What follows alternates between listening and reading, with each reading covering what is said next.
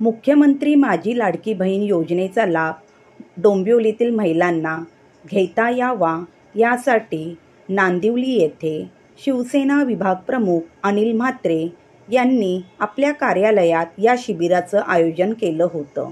अगदी तळागाळाच्या महिलांना आपला अर्ज या शिबिरात भरता येणार होता.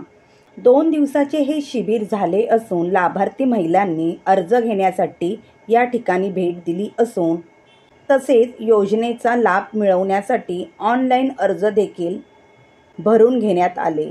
यावेळी उपतालुका संघटक संगीता म्हात्रे, शाखा प्रमुख यशवंत म्हात्रे, उपशाखा प्रमुख सुनील म्हात्रे, बबन म्हात्रे, तुकाराम म्हात्रे, शाखा संघटक प्राची परब, प्रिया यादव, अर्चना रायसिंग, प्रवीण परब, संदीप बोरगावकर आदी उपस्थित होते.